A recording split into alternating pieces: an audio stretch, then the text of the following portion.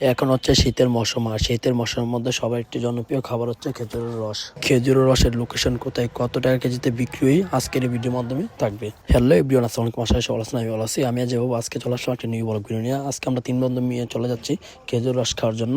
এখন বাজে সকাল 6টার মতো। 3 বন্ধু মিলে বের হয়ে যাচ্ছি খেজুর রস খাওয়ার জন্য।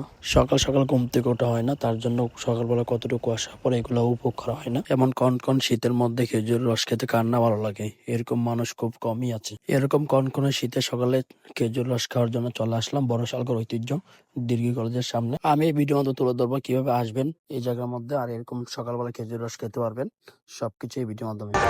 সকাল সকাল শীতের কুয়াশার মধ্যে খেজুর রসটা খেতে খুবই ভালো লাগে। আর এরকম শীতের মধ্যে খেজুর রস বিখ্যাত, শীত মানে খেজুর রস।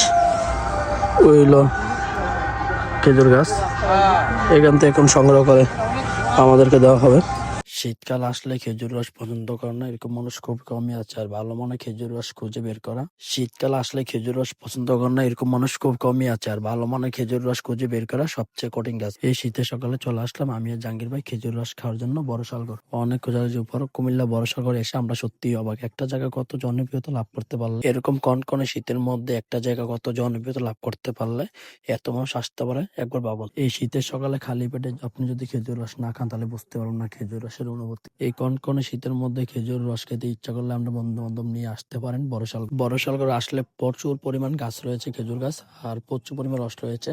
আসলে এমনিতে আসতে পারেন, এসে দেখে ঘুরে ঘুরে খেয়ে যেতে পারেন। আর শীতের সকাল মানে খেজুর রস, খালি পেটে খেজুর রস খেতে পারলে শরীরটা চাঙ্গা লাগে। এই খেজুর রস খাওয়ার জন্য বড় ভাই বা বন্ধু বান্ধব নিয়ে কবে যাচ্ছেন অবশ্যই কমেন্ট করে জানাবেন। বড়শালগড়ের খেজুর রস অনেক দূর দূরান্ত থেকে এসে থাকে মানুষ খাওয়ার জন্য, আর চাইলে আপনি এসে খেতে পারেন। অনেক সুস্বাদু এবং অনেক মিষ্টি। ভিডিওটি ভালো লাগলে লাইক কমেন্ট শেয়ার করতে বলবেন না।